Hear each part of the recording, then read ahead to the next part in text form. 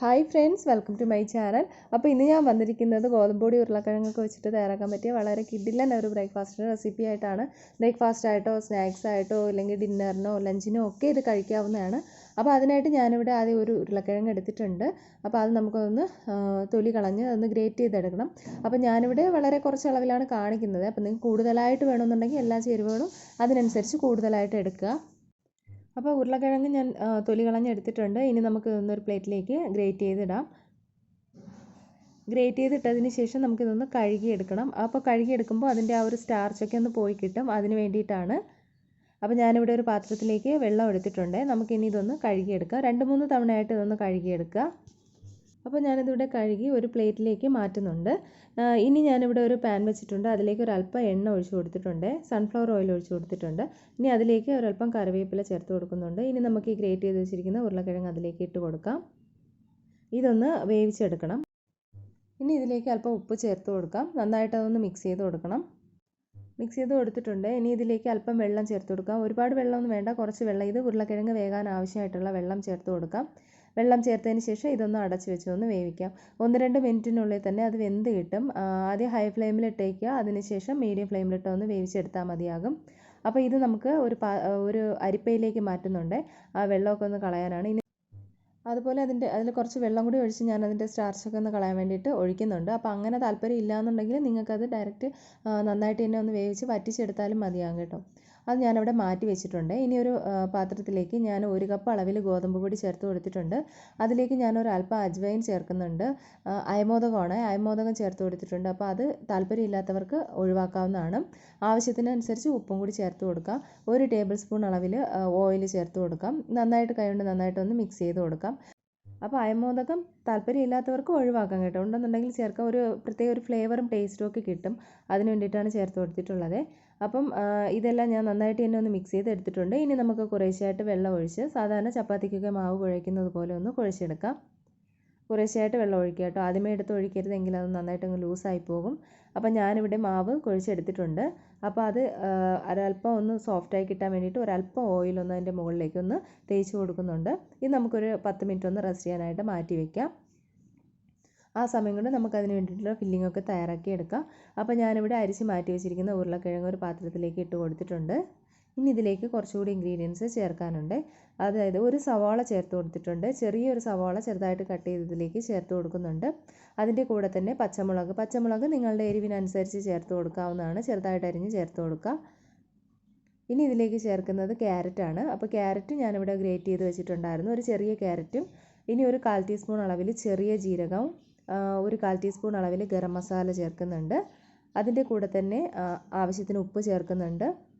പിന്നെ ഒരല്പം ചാട്ട് മസാല. അപ്പോൾ ചാട്ട് മസാല ഇല്ലെങ്കിൽ ഒഴിവാക്കാം, ഒരു കുഴപ്പമില്ല. പകരം നാരങ്ങ നീര് ചേർത്ത് കൊടുക്കാം. ഒരല്പം മുളക് പൊടി, ഒരു 1/4 ടീസ്പൂൺ അളവിൽ മുളക് പൊടി ചേർക്കുന്നുണ്ട്. ചില്ലി ഫ്ലേക്സ് ഒരല്പം 1/4 ടീസ്പൂൺ അളവിൽ ചേർത്ത് കൊടുക്കുന്നുണ്ട്. നന്നായിട്ട് അതെല്ലാം കൂടി ചേർത്ത് ഒന്ന് മിക്സ് ചെയ്തെടുക്കാം. അപ്പോൾ ഇവിടെ ഞാനിതെല്ലാം നന്നായിട്ട് തന്നെ ഒന്ന് മിക്സ് ചെയ്ത് എടുത്തിട്ടുണ്ട്. വെജിറ്റബിൾസ് നിങ്ങൾക്ക് ഇഷ്ടമുള്ളതൊക്കെ ഇതിലേക്ക് ചേർത്ത് കൊടുക്കാവുന്നതേ ഉള്ളൂ കേട്ടോ. ഇനി ഞാനിവിടെ മാവ് എടുത്തിട്ടുണ്ട്. അപ്പം മാവ് നന്നായിട്ട് തന്നെ ഒന്ന് സോഫ്റ്റായിട്ട് വന്നിട്ടുണ്ട്.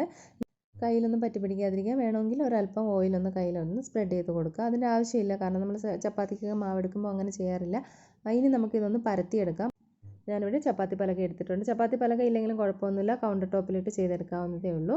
അപ്പം ഗോതമ്പ് പൊടി തന്നെ കുറേശ്ശെയായിട്ട് അതിൻ്റെ മുകളിലേക്ക് ഒന്ന് വിതറി കൊടുത്തിട്ടുണ്ട്. ഇനി നമുക്കിതൊന്ന് പരത്തിയെടുക്കാം. അപ്പോൾ എത്ര വട്ടത്തിനാണോ പരത്തുന്നത് ആ ഒരു രീതിക്ക് നിങ്ങൾക്ക് പൂരിയുടെ ഷേപ്പിൽ പരത്തിയതിന് ശേഷം ഫില്ലിങ് വയ്ക്കാം. അതല്ലെന്നുണ്ടെങ്കിൽ ചപ്പാത്തിക്കൊക്കെ പരത്തുന്ന പോലെ പരത്തിയതിന് ശേഷം കട്ട് ചെയ്തെടുക്കാം. അപ്പോൾ അതൊക്കെ നിങ്ങൾക്ക് ഓരോരുത്തരുടെ ഇഷ്ടത്തിനനുസരിച്ച് ചെയ്തെടുക്കാവുന്നതേ ഉള്ളൂ. അപ്പോൾ ഞാനിവിടെ നല്ല റൗണ്ടിൽ പരത്തി എടുത്തിട്ടുണ്ട്.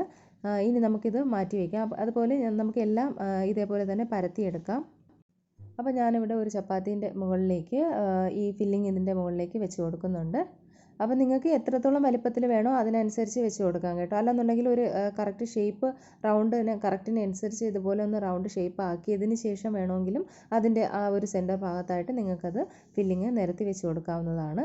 അപ്പോൾ ഞാനിവിടെ അത് ഫില്ലിങ് വെച്ചതിന് ശേഷം ഒന്ന് റൗണ്ട് ഷേപ്പ് എടുത്തതാണ് കേട്ടോ. എന്നിട്ട് അതിൽ കറക്റ്റായിട്ടൊന്ന് ഷേപ്പ് ചെയ്ത് വെച്ചിട്ടുണ്ട്. ഇനി നമുക്ക് ഒരു ചപ്പാത്തി കൂടെ അതിൻ്റെ മുകളിലേക്ക് വെച്ച് കൊടുക്കാം. ഈ കറക്റ്റ് റൗണ്ട് ഷേപ്പിൽ നമുക്കിതൊന്ന് കട്ട് ചെയ്തെടുക്കാം. അപ്പോൾ വളരെ എളുപ്പമാണ് കേട്ടോ. മാവൊക്കെ നമ്മൾ രാത്രിയിലൊക്കെ തയ്യാറാക്കി ഫ്രിഡ്ജിൽ വെച്ചേക്കുകയാണെന്നുണ്ടെങ്കിൽ, അതുപോലെ ഫില്ലിങ്ങൊക്കെ റെഡിയാക്കി ഫ്രിഡ്ജിൽ വെച്ചേക്കുകയാണെന്നുണ്ടെങ്കിൽ രാവിലെ വളരെ എളുപ്പത്തിൽ തന്നെ നമുക്കിതൊന്ന് തയ്യാറാക്കി എടുക്കാവുന്നതേ ഉള്ളൂ. ബ്രേക്ക്ഫാസ്റ്റ് ആയിട്ട് നമുക്ക് കഴിക്കാം. അതുപോലെ കുട്ടികൾക്ക് ടിഫിൻ ബോക്സിലും ലഞ്ച് ടൈമിലത്തേക്ക് വേണ്ടിയിട്ട് കൊടുത്തു വിടാം. അപ്പോൾ പ്രത്യേകിച്ച് ഇനി വേറെ കറികളുടെ ആവശ്യമൊന്നും വേണ്ടി വരത്തില്ല.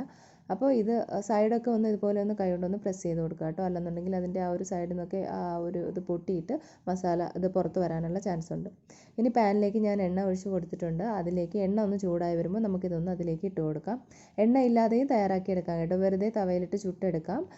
ചെറുതായിട്ടൊന്ന് ഓയിലൊന്ന് സ്പ്രെഡ് ചെയ്ത് കൊടുത്താലും മതിയാവും. ഇപ്പോൾ കുട്ടികൾക്കൊക്കെ കൊടുക്കുന്നതെങ്കിൽ ഇതുപോലെ എണ്ണയിലൊന്ന് നന്നായിട്ട് ഒന്ന് ഫ്രൈ ചെയ്തെടുക്കുകയാണെന്നുണ്ടെങ്കിൽ കുറച്ചുകൂടി ടേസ്റ്റ് ആയിരിക്കും. സ്നാക്സ് ആയിട്ട് കൊടുക്കുകയാണെന്നുണ്ടെങ്കിൽ കുറച്ചുകൂടി എണ്ണയിലിട്ട് അതൊന്ന് മുക്കി ഫ്രൈ ചെയ്തെടുക്കാവുന്നതേ ഉള്ളൂ. ലഞ്ച് ബോക്സിൽ ഇതുപോലെ നമുക്ക് കുറച്ച് എണ്ണയിൽ ഒന്ന് ഫ്രൈ ചെയ്തെടുക്കാം. ഇനി എണ്ണ ഒട്ടും താല്പര്യമില്ലാത്തവർക്ക് തവയിലിട്ട് ചുട്ടെടുക്കാം. അപ്പോൾ നല്ല ടേസ്റ്റി ആയിട്ടും ഹെൽത്തി ആയിട്ടും വളരെ പെട്ടെന്ന് തന്നെ തയ്യാറാക്കി എടുക്കാൻ പറ്റുന്നൊരു റെസിപ്പിയാണത്. ഉറപ്പായിട്ട് എല്ലാവരും ട്രൈ ചെയ്ത് നോക്കുക കേട്ടോ. നല്ലതായിട്ട് ഇഷ്ടപ്പെടും. അതുപോലെ ഫില്ലിങ്സിൽ നിങ്ങൾക്ക് ചീസൊക്കെ വേണമെങ്കിൽ ഗ്രേറ്റ് ചെയ്ത് ഇട്ട് കൊടുക്കാവുന്നതാണ്, കുട്ടികൾക്കാണ് കൊടുക്കുന്നതെങ്കിൽ.